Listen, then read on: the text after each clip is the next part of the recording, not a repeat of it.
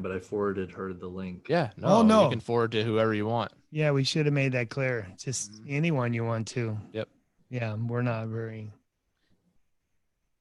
What? I don't know. We're not worried about people Zoom bombing us. Yeah, and Zoom bombing. Hey, I was going to Steve. say we're not particular about who comes on. Yeah. That doesn't sound. Oh, hi, Steve Yeah, Daniels. yeah. Speaking about that, Yes. that's funny.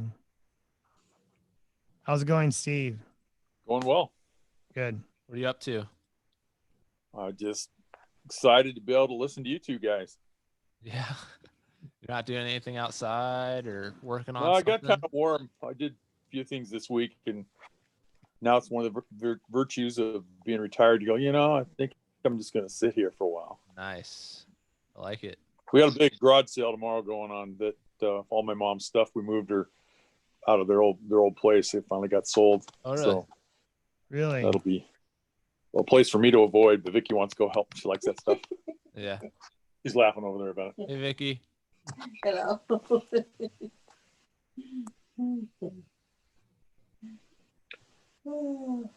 This is one of the ones where your guest speaker looks a lot like his picture this time, Jack. Good job.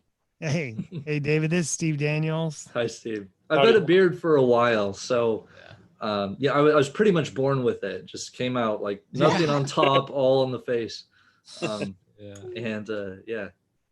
Often you find pictures of people years and years ago off their Facebook or someplace. He's really good about that. So he may have something in store for you. I'm not sure what it'll be. Oh boy. Yeah. I was really hoping he'd find that one on your Facebook of you with like that flowing long hair that you used to have. Oh yeah. Yeah, but that would be misrepresenting me.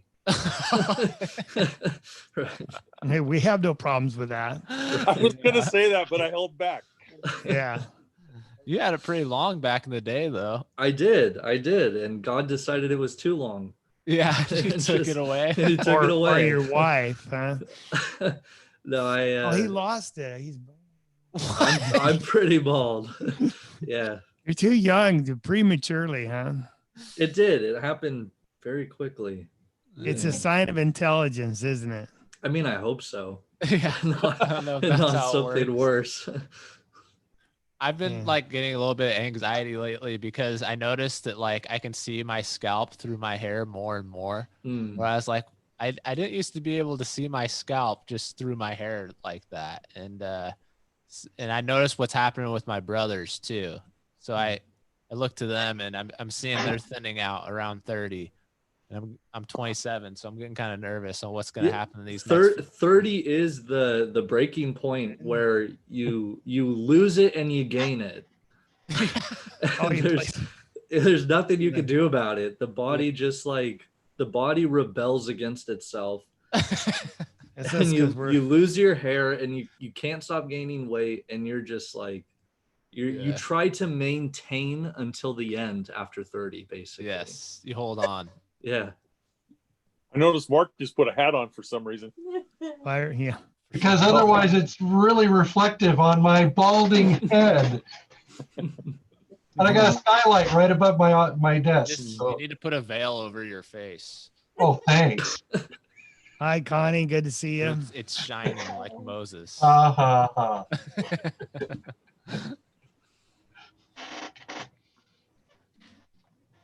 How's Connie doing? Doing good. How about you guys? We're well. Thank you. It's a nice day.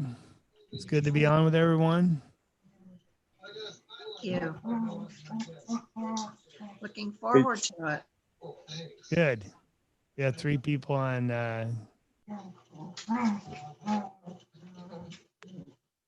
Yeah. Hey, Jack. Carrie Lynn came up with something about your hair when you get old. Your hair starts growing inward. And if it connects with your gray matter, it turns gray. If it doesn't find anything, it disappears. I really appreciated her telling me that one. Well, and another thing too, as it stops growing on your head, it starts coming out of your ears and your nose. Turn sideways so we can see. Just ask my wife; she'll tell you. I get a nose that grows right on or I get a hair that grows right on the tip of my nose. I'm talking about the inside out. Yeah, the inside out. Oh, hey, there's Natalie. Hey, Natalie. You can't hear us yet. She's connecting. Hey, Natalie. Hey. What are you doing? I just got home from work. Oh, you're at our apartment. Yes. I think Connie's dogs are like wrestling with each other in the background or something. They are. We're dog sitting Melissa's dogs. Oh, okay. Oh my word. Right now we have 5 of them here because they have 2. We have 2, and we inherited mother's dog. Oh, that's funny. So we have 5 of them, and 3 of them are playing. Yes. I see Linda Murray. How's it going, Linda? Fighting. Good. Good to see you.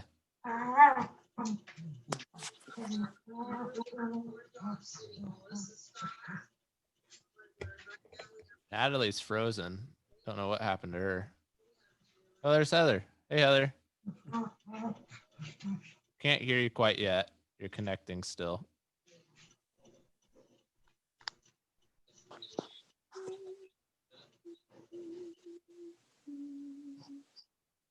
There you go. We can... Okay, great. Okay, I got it. Thanks, Dan. Okay, bye. Bye. How's it going, Heather? Hey, How are you? how are you? Good. Yeah, good, good. Really good. David, you said Bailey's watching what she's working today or something like that. But she's working. She's hoping to pop in maybe in the last couple minutes or so, or the last half of it, if she's able to. I hope that while we're talking, like her picture just like pops up, the video pops up while we're talking in the middle of it, because that'd be really funny. That happens sometimes because we shut everybody's videos off and it's just the 2 of us talking, and somebody will come in midway and then it's just like their camera's blowing up and everything. It's funny. I think it's funny. Dallas not working today? She just got off. She got off early. Wow. Well, there's Heather. Yeah, and hi, David. Even though I didn't see you, I kind of did. Hi, Heather. Good to see you again. Yeah. I think the last time we saw each other was in 2017. Is that right? When I was there for the meeting in Sweet Home. Yeah. I think so. Good. Yeah. Natalie, good to see you. She's muted herself. She there? Yeah. She's wavy. She's just waving. You have to unmute so we can hear your lovely voice. She knows. No, she knows I'm how here. techno. Hi. Oh, okay. Hi, Linda. See you guys. Hi, Linda. How are you? So you know what happened to me when I was on my way to the office this morning? A funny thing happened to you on the way to the office. Yeah, I brewed myself a nice cup of coffee, and I put it in my thermos, and I put it on that side pouch in your backpack that you have, and I put it in the back of my car, and I got out of my car when I got here and opened up the back seat, and my whole thermos had emptied out on my seat. Oh. Yeah. But it smells like coffee now, so it's okay. I have a tactic for this. You lay your thermos against like a corner area of your seat, and then you put your backpack against it. I know. And it holds it there. Man of experience, he's already spilt it before. Yeah. Well, what happened actually was that it's one of those hydro flasks, and we took the lid apart to clean it, and then I didn't tighten it, and so it was leaking the whole time, and I didn't realize it. Oh. I felt foolish. Natalie, I guess you got a job. Clean up after your husband's mistake. Yeah. She's always doing that. What a sweet lady. So we have 6 people on YouTube, and we're gonna have to get started here soon, but we'll wait just a couple minutes so people can get on. I think Connie ditched us. Connie. She just left. Sometimes she goes to YouTube. Okay. Because she likes watching there. I like to say that she ditched us. Oh, it's Ann Hoover. Yeah, she did. Yeah. Hey, Ann. How are you doing? Really well.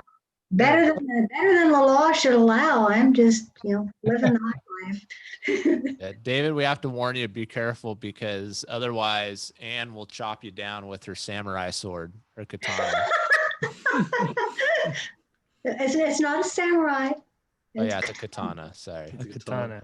I have a cousin who was very interested in Japanese swords, and he actually he had gotten one at an auction that belonged to a village, and the village invited him to come back, and he like returned it to the village, and they were very happy. Are you serious? Yeah. That's crazy. Wow. Well, one thing about Anne, sometimes she can be a cut up. That's true. He can be a cut up, you said? I always have accessories for people to comment on, either my iron, just the ironing board now, or.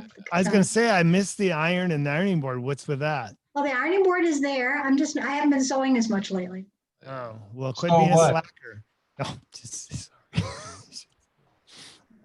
Hey, just being funny. Cut her a break, okay? Cut her a break. Oh. It's being funny. That's such a pointed comment. Only for a very sharp-witted person. Oh. The slice. Hopefully you'll get the point. Yeah. Have you met a congregation that's has topped us from a pun standpoint, David? No, not yet. Yeah. Well, yeah. We can be very punny. Yeah. Very punny. Yeah, your number pun, right? Yeah, there you go, number pun. Well, this has been a lot of pun. Yeah, let's get started then. We're not quite done punishing you yet. I beat you to it, Mark. This is the best start to any Salem talk we've ever had.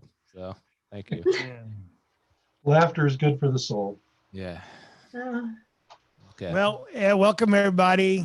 We're going to go ahead and start our South Salem talk. We, I don't know what episode we are on, so I left it off because I'm going to say it's like number 68. It's our 100th episode. Yeah, it's a celebration. That's right. We're going to have sushi afterwards. Sushi. Yeah. I'll slice it. Yeah. You'll slice it. All right. Cut me in. Sorry, David. This is not going to go well today. All right. But we have the option of muting everyone, and we will here pretty soon. Yes. But Sam, why don't you talk about what we're here for? Yeah. So, of course, we're happy to have David join us today. And actually, David and I just started doing another live stream on Facebook called Bad Ideas, which is a lot of fun, where we talk about cults and as far as Jehovah's Witnesses and Mormons and things like that. But David's a friend of mine, and we joked yesterday that we didn't really know each other up until, I guess, like it's been only about a year or so that we've actually known each other. But there's this instant connection because we've both been through the same preacher training program, and so we both identify with the suffering that we had to endure at the hands of Brent Tiberius Willie. Tiberius Willie. Yeah, that's his middle name there. I'm glad I didn't send him a link today. Yeah, no, but we're happy to have David here, and one of the topics I know that David likes to talk about is discipleship. And well, let's talk about discipleship. Just introduce it real quickly. Yeah. He's going to do all the work. Yes. Again, our motto here is our guests make us look brilliant. So, yes. So we have a brilliant person on to talk about it. Dietrich Bonhoeffer. Maybe some of you remember when BJ used to quote from him. He's a good read, but he says Christianity without discipleship is always Christianity without Christ. And I'm going to make sure you can all see that by sharing my screen. Another writer says, most people in America, when they're exposed to the Christian faith, they're not being transformed. They take one step into the door and then the journey ends. They're not being allowed, encouraged, or equipped to love or think or act like Christ. And so they really don't understand what discipleship is really all about. And was it you that said David one of his? Dallas Willard, yeah. Yeah, he's my homeboy. Yeah. Your homeboy. He has a great quote. Discipleship is the process of becoming who Jesus would be if he were you. That's an interesting thought. If Jesus was living my life, what would it look like? So to talk about this, we're going to go where? We're going to go to Temple Terrace, I guess, aren't we? Or Yep. Tarpon Springs, but you live in Temple Terrace, which that's got to be the long distance award, except. Well, we've been to Florida now, probably the third time. Oh, we have. Okay. Yeah, Tommy Peeler. Yeah, Tommy Peeler. And then also the president down there. Oh, yeah. Yeah. But hey. Yeah, David Ross there. Welcome. He's got the English cap on and everything. Yeah. That was a Halloween picture. And I was actually in Japan at the time with a bunch of people from all over the country. And a close friend of mine was French. So I went as a Frenchman for Halloween. That's what that I love it.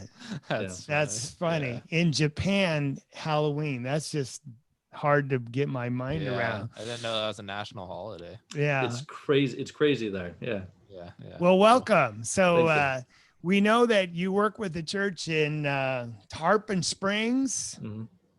And of course, we love to talk about, looks like you're in vacation permanently there. Is that what it looks like? No, that's not what it looks like. That's what it looks like when you're by the ocean. I mean, that's like saying all of Oregon is what it's like at the ocean. Yeah. Well, it pretty much is. It's just, we have the mountains and the ocean. My question is that building that you're in, does it have AC?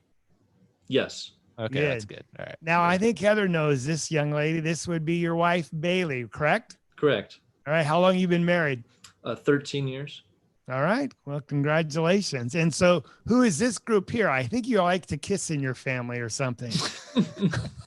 Well, that was a photo staged by, you may know the Ashley, she's now Ashley Martineau. But anyway, she took our wedding photos. That's Bailey and I in the center. Bailey's parents on the left and my parents on the right. If you it looks like Hewlin Miller, one of our elders that passed away, with his cowboy hat. Yeah, he used to wear the cowboy hat. That's Dennis's dad. Yeah. Oh, well, very good. Yeah. And then here's another you can introduce us to all these. Dennis, but yeah.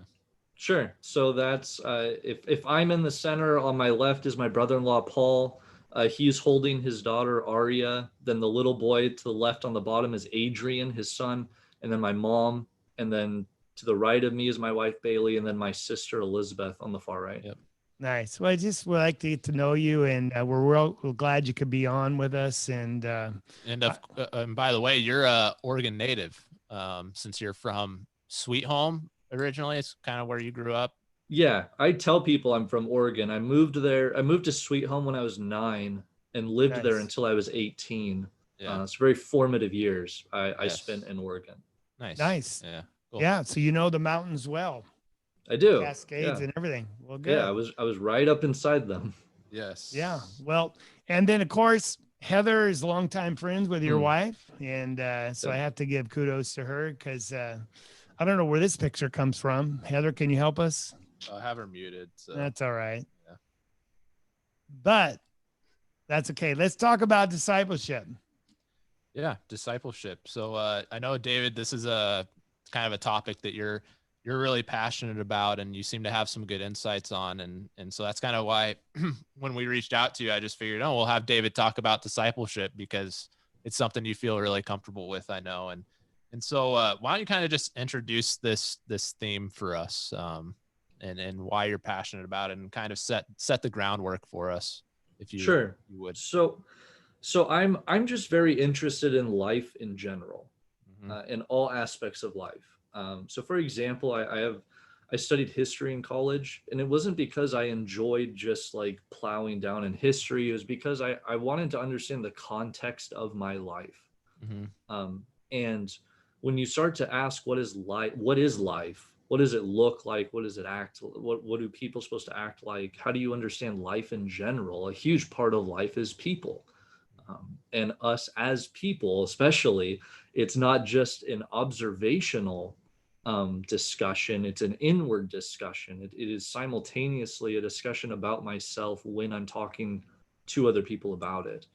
For me, it's really about an interest in life as well as an interest in the church, of course. And what is the church? How do we do better as the church? And how can we grow and mature as the church? So those two kind of areas are the reasons why I'm really interested in discipleship, because it pertains to these two areas, an area of just like, what is life? What is it about? And what is the church, and how can the church grow and do better? Yeah, absolutely. And so you have kind of like some foundational questions that we should ask ourselves before we even begin talking about discipleship. So can you just kind of walk us through some questions that we should have in our minds before we delve into it? I'm of the opinion that if you want to go anywhere, you have to ask the right question. So I mean, just to use an absurd example, if you want to know how to build a house, you don't take a class on taxidermy. Right? You gotta ask the right questions in order to find the right answers. And if you want to know what discipleship is, you've got to start off with the right questions. Otherwise, we may go in a wrong direction. And so there are two fundamental questions I typically would like to ask. And there are sub questions within these, and these two questions are related as well. The first is this question of, what is the relationship between the life of Christ and the life of people? Because it's an odd thing for us to look to God incarnate and to say that that's important for how I live. And I think it's a really important question. What does our life have to do with God? Not just in the sense that God created us, but the pattern of our life. What does that have to do with God? Because God is so far beyond us, just in his capacity, in his eternal nature. He is so far beyond us, and yet we are supposed to be looking to him in some sense, and relating ourselves to him in some sense. And so this question at first is, why should we look to God as our standard? And I think the answer to that question, which is really going to get us in the next point, is that people are made in the image of God. Right. So we as people occupy this strange space between creation and heaven. We're sort of like the top of creation, but the bottom of heaven in some respect. And so we look to God as our standard. We are to seek out God. And so the first fundamental question is, what does God have to do with us in terms of how we live our life? Right. And the second question has to do with, what is a human being? That's a really important question. What is a human being? Because depending on how you answer that, changes so much of who we are. If I believe that a human being is the end result of a random process that was unguided by God in any way whatsoever, of things evolving, then I'm going to think differently of people, and I'm going to live differently. So asking this question, what is a human being? What are people made for? What does a human being look like and act like? And really this important question, and if we're going to say, hey, let's pay attention to this, to any of this, let's pay attention to what I'm about to say right here. Does a human being have a nature? That is to say, were we designed to live in a certain way? And how do we know when we're going against that nature and when we're going along with that nature? And I think discipleship really starts to answer these questions in important ways. That is beyond just, this is my code of conduct, do this, don't do this. These are my rules I'm following. But rather, this is about me living according to my nature's fullest expression. Right. So along with that, we get into the idea of discipleship, which is kind of interesting. You look at the Bible, was the word Christian found 3 or 4 times? I can't remember. But then discipleship, especially in the Gospels and then in Acts, that word disciple is found constantly, hundreds of times. So obviously the word was used a lot in those gospels. It's important. What kind of tell us what is discipleship and how would you maybe even begin to define it? So a very simple definition would be it's learning from Jesus to be like Jesus. To be like Jesus, yeah. And it's important what you just brought out, that this phrase is used, this term for Christians is used so much in the New Testament. You begin to see that the idea of being a Christian without being a disciple was unheard of. That's a recent thing. That's not something we see in early Christianity. We don't see people coming to Christ and then just kind of waiting to die and go to heaven. You see people learning and changing and transforming and training. So a basic definition is that it is learning from Jesus to be like Jesus. It does know the word itself come from the idea, I think mathemateus, the idea of a learner, the original word. So Correct. the whole inherent is the concept of learning. And I like what you say, it's not just head knowledge, it's to become like Jesus. Yeah. Right. With a purpose in mind, the learning. Yeah. Right. And it's specifically done through imitation. Okay. So this is why you have, for example, in the early Renaissance, guys like Thomas à Kempis writing The Imitation of Christ. And that's why this passage that I'd like to look at in Ephesians 5, you have Paul using this word, imitation. And so let me turn there real quick. But in Ephesians, we bring it up for you too. Oh, sure.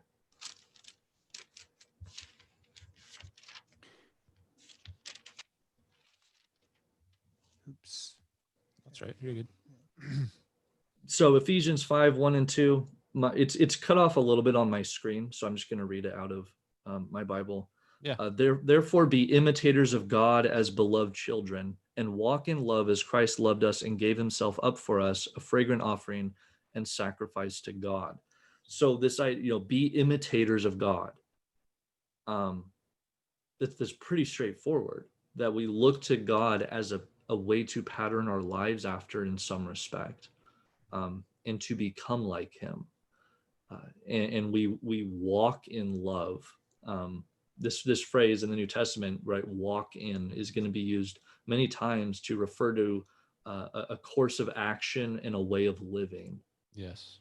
So you have this idea of imitation and living, all kind of interconnected, walking in love, and imitating God. Yeah. And this is exactly what discipleship is. It's imitating Christ.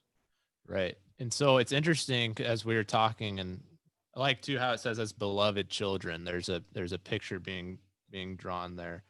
But it's interesting how we are to imitate Christ in aspects of our lives that we don't have a specific example of Christ for. You know what I'm saying? As far as you brought up the idea of marriage, and maybe we can drop down to Ephesians 5, 22 through 27. Right. Maybe talk about that a little bit. Yeah. So Ephesians 5, 22 through 27, very interesting passage where you have first wives are told, verse 22, to submit to your own husbands as to the Lord. And then you have this description of the husband being the head of the wife, even as Christ is the head of the church. And then in verse 25, husbands, love your wives as Christ loved the church.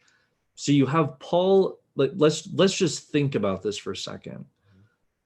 You have Paul appealing to the pattern of Jesus's life in order to teach people how to do something that Jesus never did. Right? Jesus wasn't married. And yet, husbands and wives have this responsibility to look to Jesus as a pattern for living, because the way Jesus lived can be so universally implemented that it can be implemented even into areas that Jesus himself was. Jesus wasn't female, and yet women can look to Jesus as an example of how to be female in a way that's pleasing to God. Jesus wasn't married, and yet we can look to Jesus as this example of how to be husbands and wives. So it's we read this so many times, but if you take a moment and think about it, it's pretty amazing that one man whose ministry lasted such a short time, maybe like 3 years or so, that was so universal that it could be implemented into things that we don't even see, right? Such as marriage. Interesting. Yeah, very interesting, I think. So I hear what you're saying then. If we're made in the image of God, and then we're asking what is life and how are we supposed to live here, it's only be lived correctly and to its fullest when we live like God himself. And that's where God said, okay, I'm going to show you by sending Jesus how to walk and how to live. Correct. And let's clarify, this is not to say that people apart from Christ don't at all have any kind of satisfaction, because many people do. Many people do have even good marriages who are apart from Christ. But it is to say that their fullness of life is only full in so much as it is Christ-like living, whether they realize it or not. And I would argue that the ones that do have happiness in relationships or in marriage, they are borrowing from Christ's principles, whether they realize it or not. Correct. Yeah. And of course, the other question is like, to what degree do they have satisfaction? Yeah. So it may have it to a smaller degree, but why would you have the basicness when you can have the whole thing? Right. I think what you're saying is so relevant today because so many people are stressed out with COVID and all these issues. And I was having this discussion with my wife, like, how do people manage without Christ in their life? Because they have to figure this all out on themselves, and things are out of control and they're trying to take control, and there's really no answers. But with God, in whom we trust, and it gives us a sense of peace and security that I don't know how you would have without that. And so I appreciate what you're saying. Another comment, you said this imitation, you said that's how we primarily learn. Is that why the disciples followed him, in his 3 years? And I'm talking about the 12 specifically. And they watched what he did and they listened to what he said, but they probably learned more by what he did. Like, why is he talking to this woman, and just all those activities. And so, I mean, to put it another way, like, how does a welder learn to be a welder? Right? You learn by practice, by training, and really by watching someone who already knows how to do it. And in the same way, it is sort of like that, it's a pupil, it's a discipleship. If you're going to go into an apprenticeship, it's an apprenticeship. Yeah. I mean, that is a word I often try to use to get this across to people. It's the idea of being apprentices of Jesus, and seeing that we're not just talking about someone who knows how to weld, or we're talking about someone who knows how to live, and looking at him as our teacher with a capital T in that sense. Right. And go ahead. I was just going to say, Jesus goes by many names. He goes by King.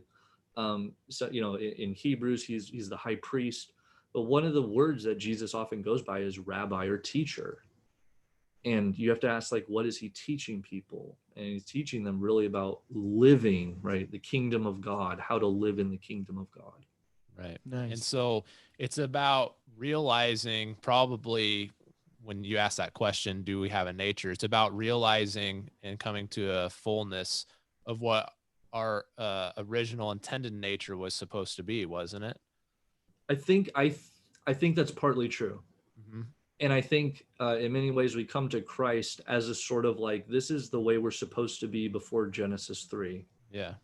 But I also think that it's an even greater expression than what was in Genesis 3. Because in Genesis 3, you had two people in a garden who lived in communion with God. But now you have a community, right? A city of people living in communion with God, right? That this image, like in Revelation, right, of like the city of God, right? This church that is made just millions of people It's not just two people tucked away in a garden somewhere. Now it's like people all over the earth, inhabiting the earth as God intended for them to. And that's, when we understand this in connection with the return of Christ, it's sort of like we're doing this now, understanding that this is what we will be doing for an eternity. Right. In your text in Ephesians 5, it says, as beloved children.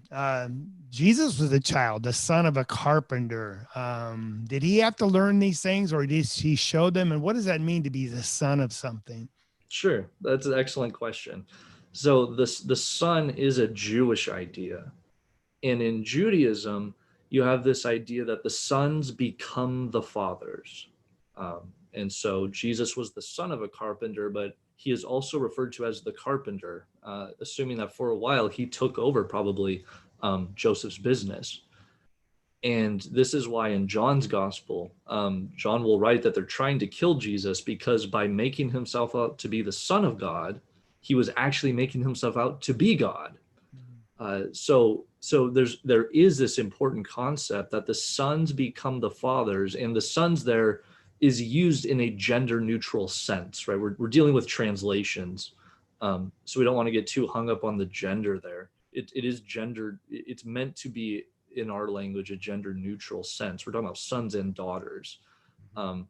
But there is a unique relationship to be between the father and the son, but we can set that aside. But the idea is that the sons become the fathers.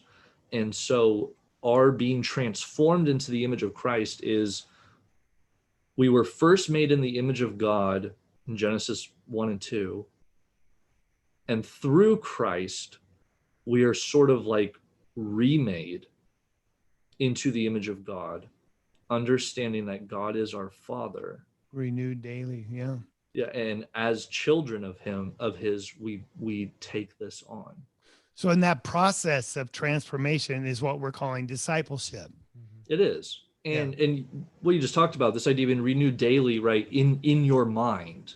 That is one of the primary places it happens. It doesn't happen in the body to the extent that we sometimes would like, but it really happens in the mind. Right.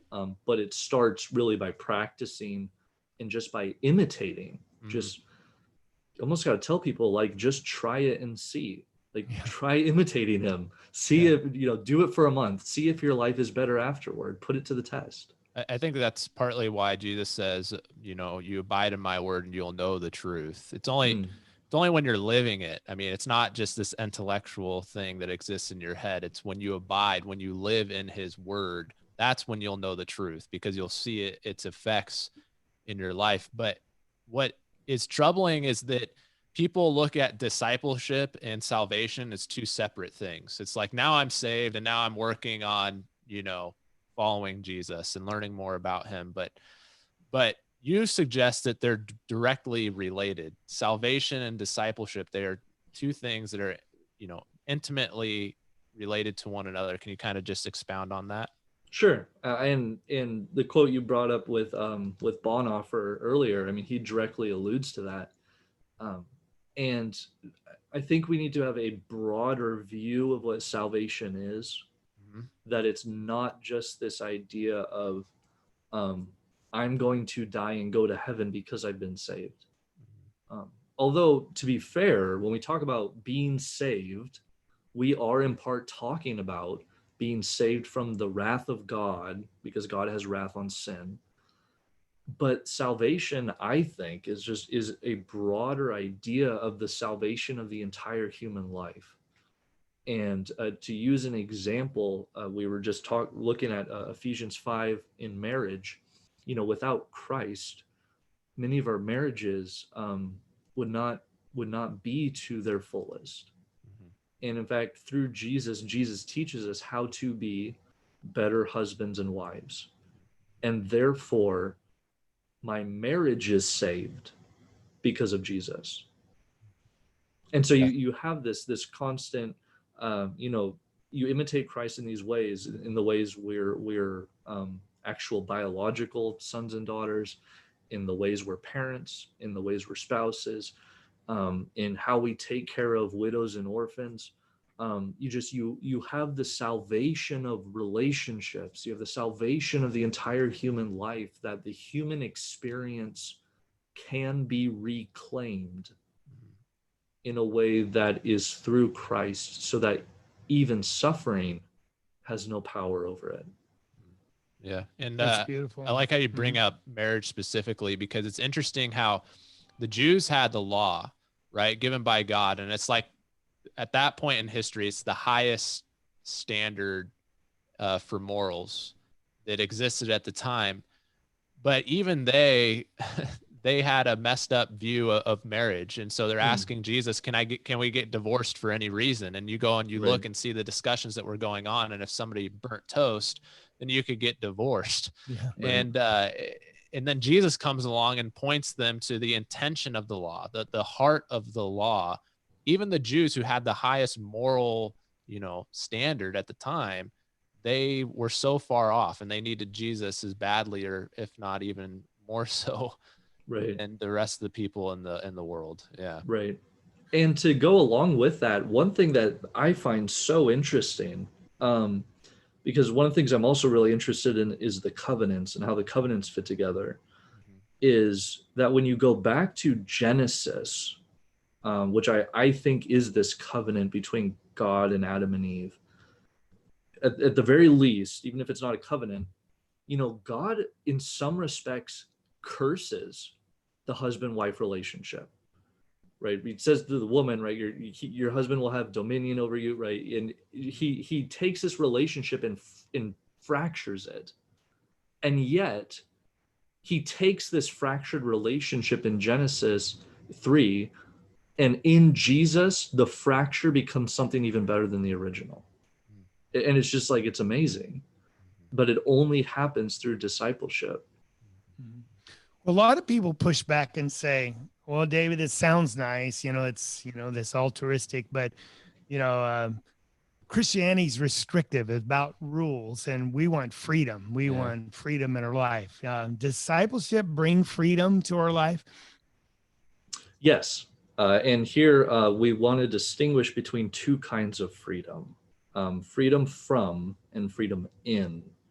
So if we say Christianity is restrictive, we're basically only viewing it from the sense of freedom from.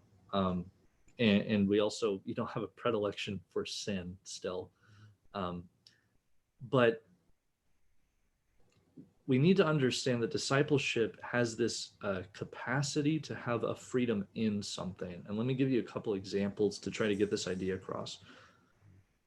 Laws, right? Governmental laws, when used rightly, we'll use that caveat, when used rightly, should help us to actually have a greater sense of freedom. And for example, the way we drive, there are laws that govern the way we drive. If there were no laws that govern the way we drive, you wouldn't be able to cross an intersection. And so because of these laws, there's actually a freedom in driving. And so, to put it back into a way that deals with the human life, when we learn how to walk, we train in walking. We sometimes fall as we're learning. You begin to crawl, you begin to walk, but being able to walk actually has a freedom in it that just opens up the world to us. Yeah, a whole new world. Yeah. I mean, bipedal locomotion is a pretty amazing thing. And being able to walk just opens up the world to you. And in the same way, discipleship opens up the world to us so that we can live a life with God to the fullest expression of our human nature as we were meant to live. And so when you learn how to be someone who, like, just take things that Jesus deals with on the Sermon on the Mount. Jesus deals with things, right, like lust. Well, if that's true, that it's better to be someone who doesn't lust, that's actually a tremendous freedom, right? Lust enslaves us, and lust ruins our relationships. It ruins the way we view people. It ruins our marriages. But when you're someone who is a disciple of Jesus, and that's something that isn't even in your life, you actually have tremendous freedom to have a relationship with people where you're not constantly thinking about this. You have a freedom to have a marriage that doesn't have something in the way. You have this tremendous freedom. So, Nice. for example, self-control, is that something that's a freedom from kind of a thing, or is it freedom in?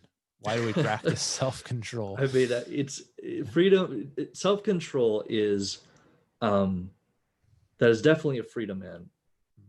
And I have a passage I would like to go to. Passage here in Acts 24. Acts 24 in verse 25. This is Paul speaking to Felix, and notice Paul is teaching Felix the gospel. And it says, as Paul, as he reasoned about righteousness and self-control and the coming judgment, Felix was alarmed and said, "Go away for the present. When I get an opportunity, I will summon you." 3 of those, I think, make sense to us, right? Righteousness and the coming judgment. But who today teaches someone the gospel and starts off with self-control? And yet that's what Paul did. And I like the writings of some of the early church fathers, early Christians. They're very interested in self-control, and they saw it as tremendously important. And when you understand that self-control gives you the freedom to do things like live a life without lust, live a life without anger, and I just have the freedom to live in a way where sin doesn't enslave me, you can see why they would think self-control is so important. That's an interesting concept. Right. And so all this, I like how you put it, it's a way of living that begins now and carries through eternity. Why is that important for people to grasp? Because if you don't like living with Christ and in Christ likeness now, what makes any of us think we would like it for an eternity, right? Wow. There is a well-known atheist named Christopher Hitchens who once said he doesn't want to go to heaven if it exists because he couldn't stand it. And that I think is actually really observant. That we need to ask, is heaven a place we would actually like being? Heaven is not this place where we go to do our favorite thing all the time. It's where we go to be with God. Right? Peter says, right, righteousness dwells there. This new heavens and this new earth in which righteousness dwells. If you don't like righteousness, what makes you think you'd like an eternity of it? And I want to prove this. I don't want to just show I'm making this up. But at the very least, there's this passage here in 1 Timothy chapter 4. 1 Timothy chapter 4, verse 8. For while bodily training is of some value, godliness is of value in every way, as it holds promise for the present life and also for the life to come. So you have this idea of training in godliness, which I don't think is totally distinct from discipleship, although it might be a certain aspect of it.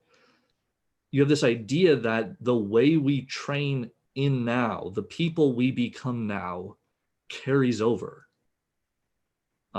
It's not just like a total reset. That we will, in some respects, be the same people then as we are now. This is why C.S. Lewis wrote his book, The Great Divorce, which was this, if you've never read it, I highly recommend it. It's a short read. And it's this book about people who live in hell and they're brought to the outskirts of heaven and they don't want to go in. They make up all kinds of excuses about why they don't want to go there. And C.S. Lewis, I think, is really drawing on this idea that we will be the people we are now. What makes us really think we're just going to have this sudden change? Now, I don't want to get too carried away with the idea, because I think it will be really nice to live in a world without sin. And so I think there will definitely be important changes in that affects how we live, but it would be wrong to think no aspect of who we train in now carries over. Wow. Makes me want to become more of a disciple. So how can we make that happen in our lives in a practical way? And I was just thinking it makes sense too when Paul tells us things like, hey, make the most of your time here. You know, don't walk foolishly. Make the most of your time, and that only makes sense if something carries over. Otherwise, we should just let's just wait around or be a monk on a hill and wait till we die, and then that's it. Yeah, and it gives more meaning to the idea of laying up treasures in heaven. Yeah. What you're doing now is going to pay dividends. Right. Yeah, it's not just very nice. Yeah. And I think it also has to do with the idea of what eternal life even is. Yes. Right. Jesus came to teach us a way of life that is eternal. It's not just an infinite lifespan. That's sometimes I think how we think of eternal life, as if it's an infinite lifespan, but I think it's more than that. It is a way of living that can exist eternally. So the $1 million question is how does it happen? So I want to start by setting this standard that it's not through us alone. And I get this from the fruit of the Spirit, Galatians 5. And in Galatians 5, right, 22 through 26,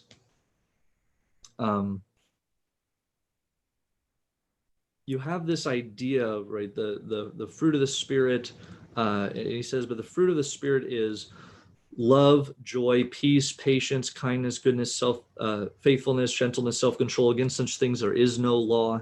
And those who belong to Christ Jesus have crucified the flesh with its passions and desires. If we live by the Spirit, let us also keep in step with the Spirit. Let us not become conceited, provoking one another, envying one another. Notice, first of all, he says, right, against such things there is no law. Do it to your heart's content. Yeah. Do it as much as you want, because you will benefit from these things. One thing that is so foundational for understanding discipleship is understanding that it happens as a fruit of the Spirit. And anyone who's heard me talk has heard me say this, that it is a fruit of the Spirit. It is not a fruit of human effort. So you don't just try harder to do it, right? If you want to learn patience, you don't just go and try harder. It is something we work with God as God produces it in our life. And for me, this is directly connected to the indwelling of the Spirit, that this is something God produces in our life. And so when we talk about discipleship, we need to understand it is not a solo activity. It is something God is working with us in, and God himself is helping us to develop in. And then you have this passage, of course, here in verse 25, if we live by the Spirit, let us also keep in step with the Spirit. So you have this idea. You imagine, sometimes, maybe you didn't do this. When I was a kid, I always thought it was fun to like try to walk behind someone and match their steps. Sure. Yeah. Did it with my dad a lot. Yeah. So put my feet in his steps, and they were so far apart, it was hard to. Yeah. And the idea is, right, you imitate, you keep in step. But notice it, first of all, it doesn't come from us directly, because we're learning from someone else, a higher authority, who is the person of Jesus. And second, the Spirit produces this in us as we do it. So when we ask, how does it happen? I think it's important to understand that it doesn't begin with us alone, but it's not to say it's without us. Right? It does come from effort, and it does come from work, but it is something God produces in our lives because we are working with God as God works with us. And that takes a lot of the burden off. If it's a natural result of abiding in Christ and the Spirit in us, we can expect it to naturally take place. Correct. That's exciting. And then also the idea of walking or keeping in step. Sounds like it's going to take a lot of practice. What are some of the things we can practice to keep in step with the Spirit? Sure. So a couple things I know have really benefited me, and I just want to pass this along. One is what Christians have traditionally called disciplines. And so you're those talking about the spiritual disciplines in our life, or yes, they would be considered spiritual disciplines. You know, if you look in Christian history, some of these monks, right, they got really carried away. So we don't want to get carried away, but things like spending time deep in prayer, you know, just really spending time in prayer. Blaise Pascal once wrote that all of humanity's problems stems from man's inability to be silent in a room alone. Really, just one of those things that really makes you think. And there's something about being alone in prayer that at first is really uncomfortable. And it doesn't seem, it's uncomfortable. It doesn't sit well with us, especially if we're so used to watching TV, being on the internet. We're used to just constantly having this information input into our minds. Being silent in a room alone with God is really hard at first.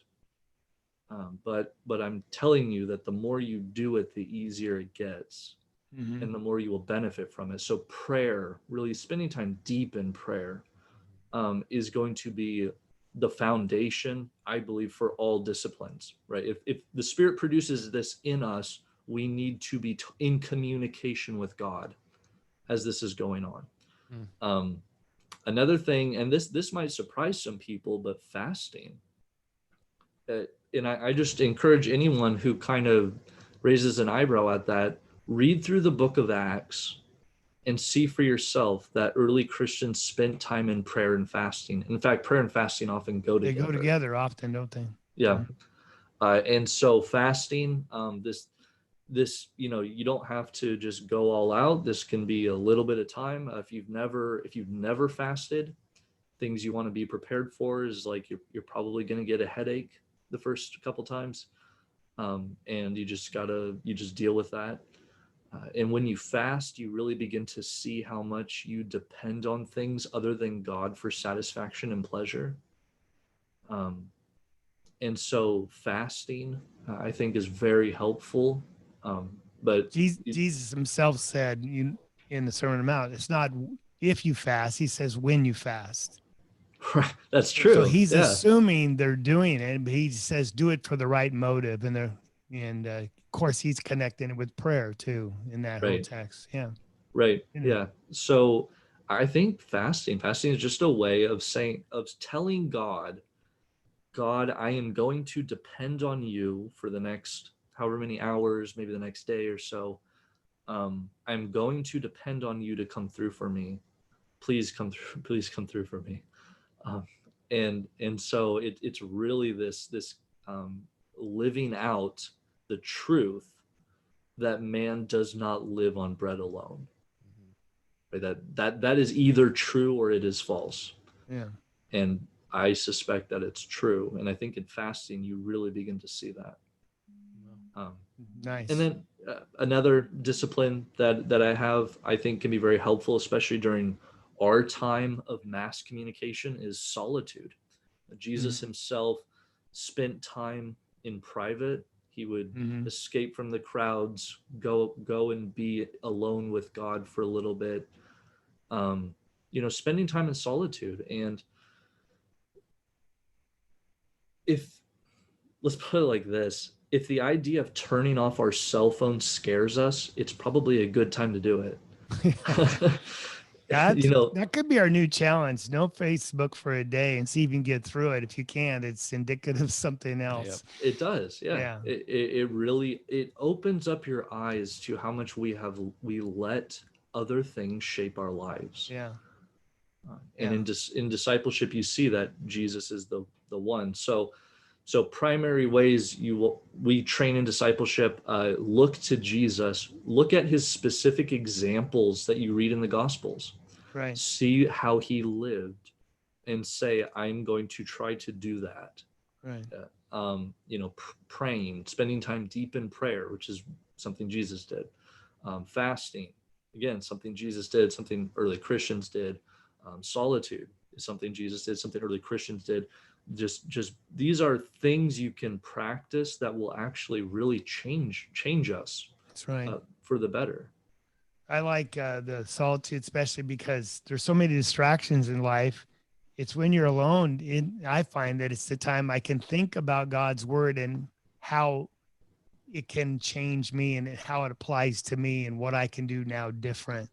Mm-hmm. And without that time alone, it's hard to make those personal applications and just reflect on what's going on in life. What does the Lord say is the solution to that? And yep. Without that, it's just head knowledge. And so, yeah, it's time alone. Yep. So, very good. And then your last point is that ideally the church will work on this together, right? So this is something. What do you mean by that? Well, first of all, I inserted the word ideally on purpose. And I won't speak for anyone else. I'm only going to speak from my own experiences. I've never been a part of a church where people said, hey, let's fast together. And yet that is what I see in the New Testament and in the early church. And so I think the idea that, the goal of the church is to work together to become more Christ-like. And so when we have an idea that discipleship is separate from being a Christian, we're really separating something that is one and the same. And this also doesn't happen alone. I think there is a tremendous power in corporate prayer when people are praying together. That we just see people getting together in groups and praying together, and I don't know why it is. Maybe it's just because we're used to things being a certain way and we don't like change. But it seems like if I were to tell some people like, hey, let's get 10 people together and try fasting, some people would say no. I think I would be lucky if I got maybe 3 or 4 people to do it with me. And so I think it's really about rethinking what the church is and mm-hmm. what the purpose of the church is, mm-hmm. and how we work in this together, right? And God is a part of this work so that we mm-hmm. can be the salt of the earth and the light of the world. Mm-hmm. Nice. Yeah. Awesome. Let me, I have one that's passage out. We can maybe summarize all this because it's one of my favorites about, this whole concept of discipling.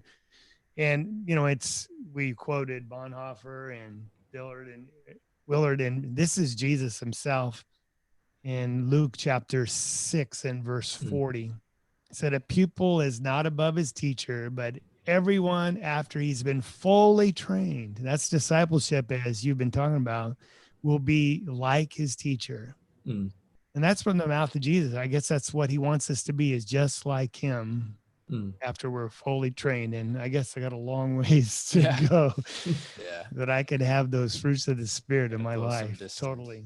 Yeah. Well, cool. Thanks, David. Sure. We really appreciate you taking time out of your day. And for those who aren't aware, this was kind of last minute. We asked him on Tuesday and he said, hey, I love to. He's a good sport about it. So we appreciate you doing this on short notice as well.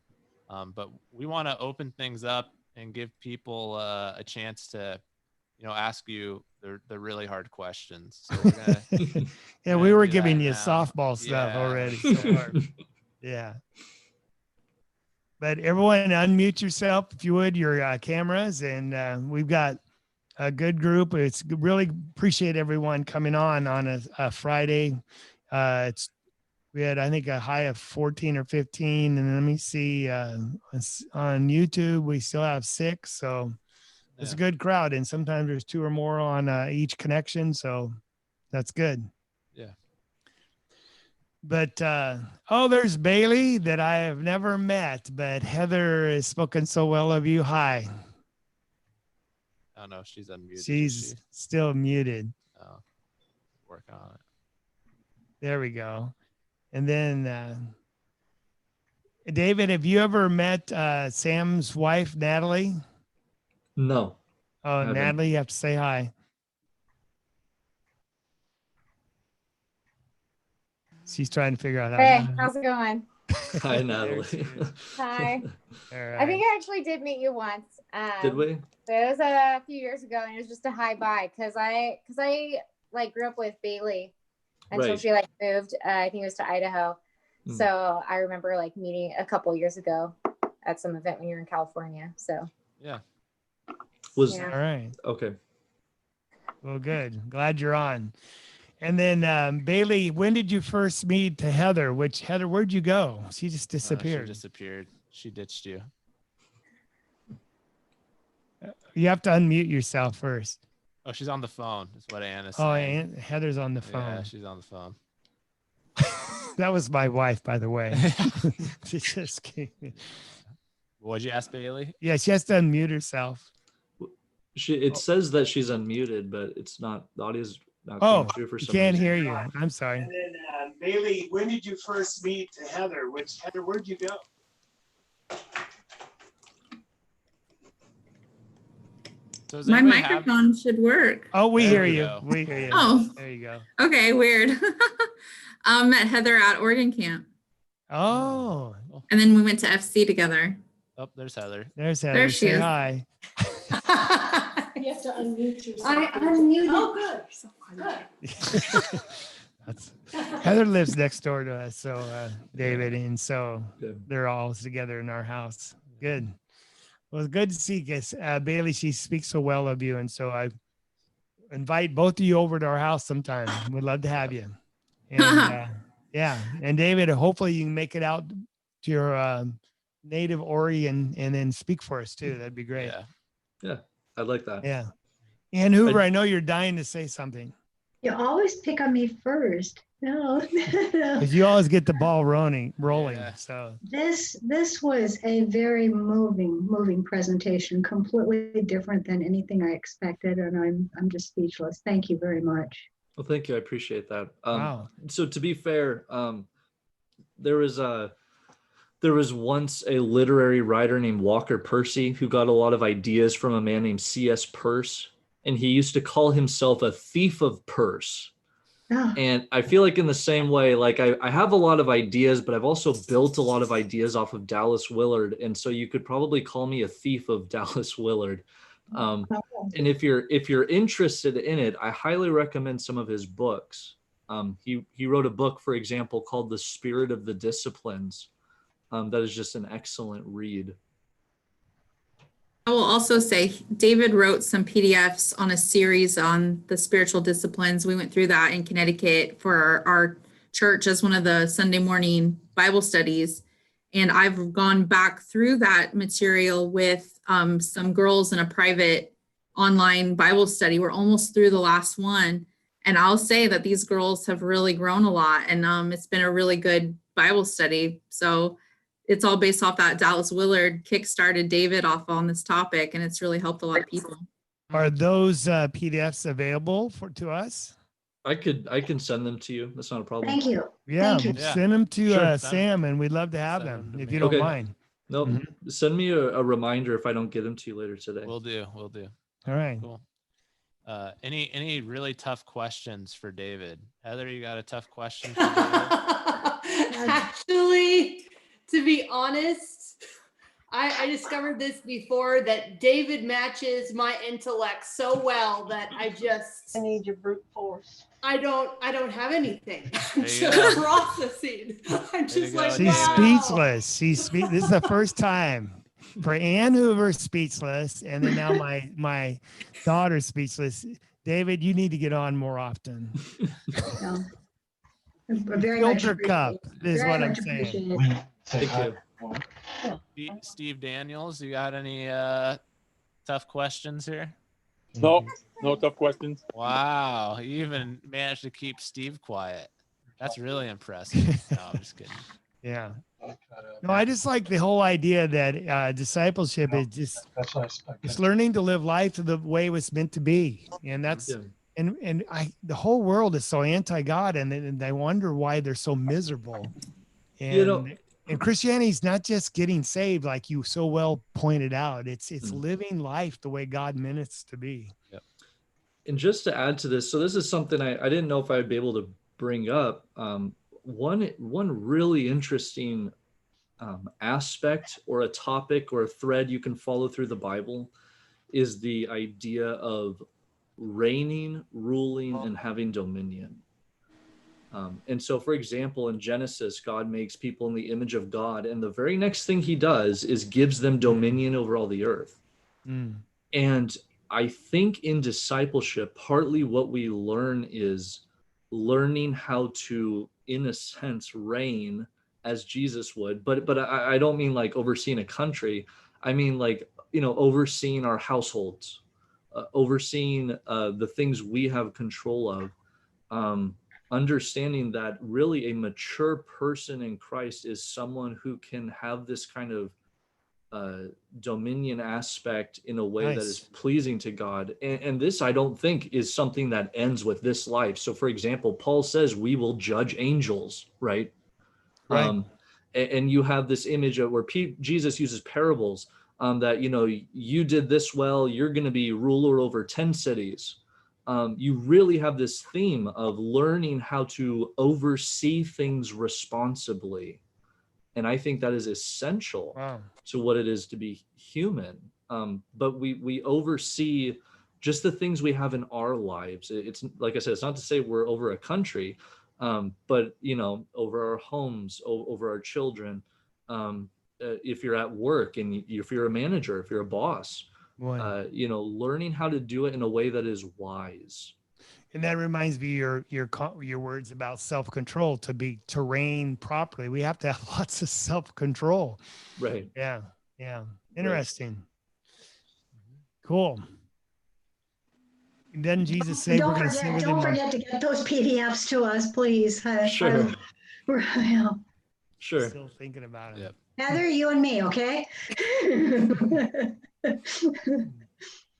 Mr. Firefighter Mark, you got anything to share from your office there? No, I really enjoyed the conversation. It definitely some serious food for thought, especially where where you're referring to fasting and stuff. And I will admit that that is something that I have never done or tried. And it may be a very healthy thing to try to include. Sure. I've never made that effort before, and so it's probably something that I need to work on. So, David, when it comes to fasting, we pray. We have prayer nights, and when Jesus talks about, wash your face, change your clothes, so really no one knows. Do you think that's a hesitancy some people have to fasting together? I think it could be. And here we would have to ask, well, what is the intention? Is my intention to be seen by people? Exactly.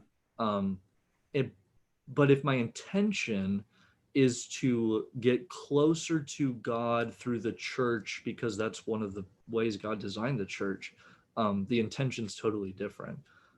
And we may not have to wash our face, but we may have to use some mouthwash or something, because your breath gets pretty bad if you start fasting.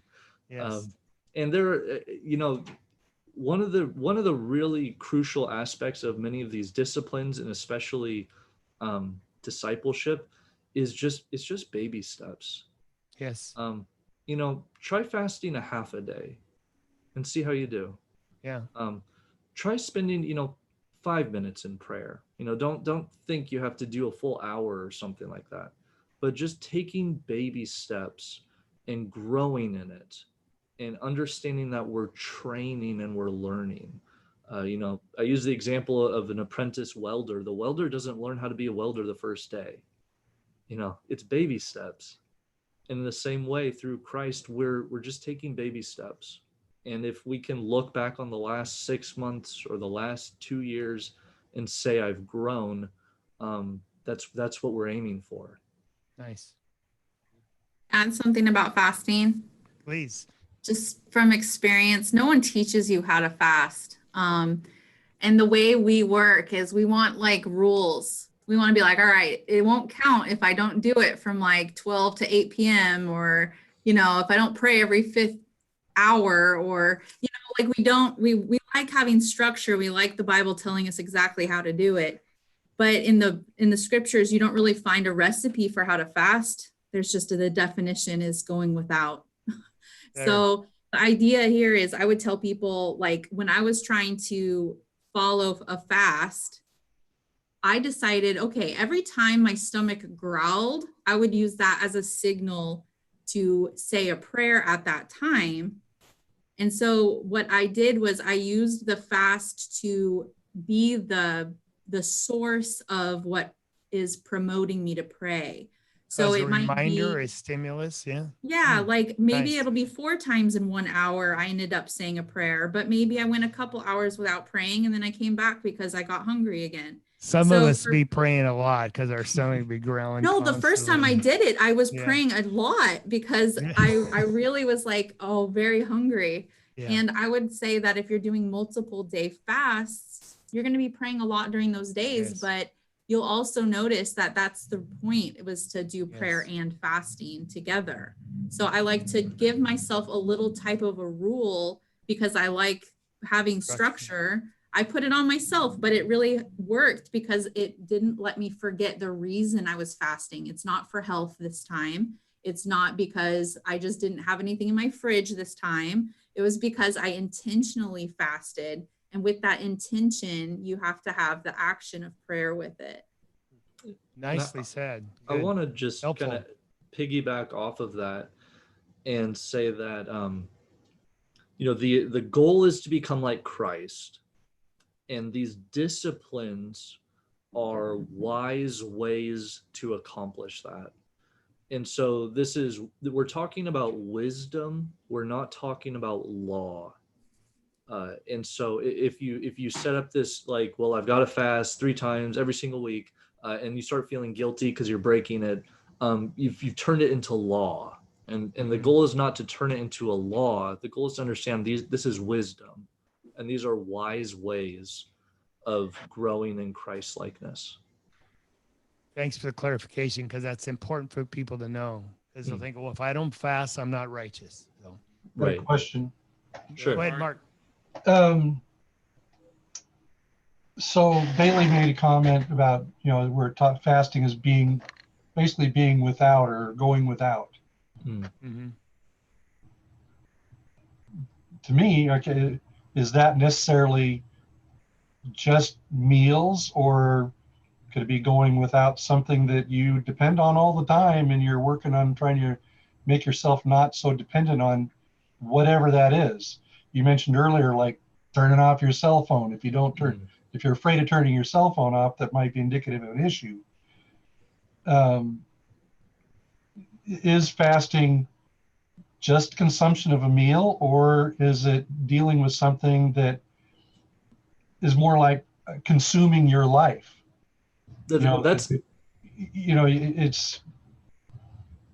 well, there you go. I mean, basically, you're trying to walk away from something that's consuming your life. Sure, that's an excellent question, and there are some people who will talk about like an internet fast. I do hear people use it in that sense. For me personally, this is just my own preference. I typically use the word fast to refer to meals, but there is an important principle there that can extend to other things. And for me, that would be more like practicing self-control. Mm-hmm. And so I think you have this broad umbrella of practicing self-control. Within that, you have fasting, which would be going without a meal. But under this broad umbrella, you also have it could be going without other things too, as a form of practicing self-control. So I think the principle there is applicable, and can help us in many respects. But in scripture, if you're dealing just with the word fast, it's going to be without meals. Okay. Yeah. That makes sense. In the PDF that he'll send, one of the things he spells out is scriptures that talk about fasting from just food or fasting from food and water. So there are scriptures that list these different circumstances. So it's not always the same. We have different examples of different types of fast. Yeah, you can have a water fast. I mean, water only. People sometimes juice fast because they need something if they're diabetic or something. But yeah, so. Okay, well, thank you. Sure. because I mean, we get so caught up in our daily lives, and we think that we actually need X, Y, or Z to survive. Yeah. And in essence, we really don't. We just, it's our perception, and that's how we, we've kind of gotten used to that during the course of our lives. It becomes our normal, and if we really want to change something, you really got to change something. Unplug from the news cycle, for example. That's sometimes helpful. I was just gonna ask, what about a news fast? Like I said, some people will use that language, and I think it's wise. I think it's very applicable. But like I said, it's just my personal preference, just because the scriptures use it to refer to meals, but the same concept can apply to all these things to really help us. I appreciate that. Thank you.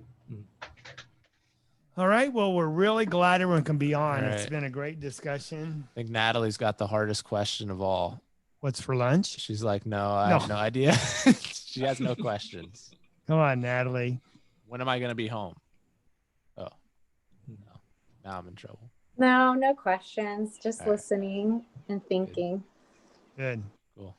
If anybody has questions on fasting, there's some books you can get on it to help, and talk to me, and I'm looking forward to getting the PDFs. That'll help a lot too. So sure. Good. Cool. Well, David, thanks very much. David. Yeah. Thanks for having me on here. More later. And it's been a real pleasure. It's good to see you, Bailey, as well. And thanks everybody for coming on so much. Yep. Our YouTubers, we're going to say goodbye to you right now. We just stopped. So everyone say bye to them. Bye. Bye. Bye.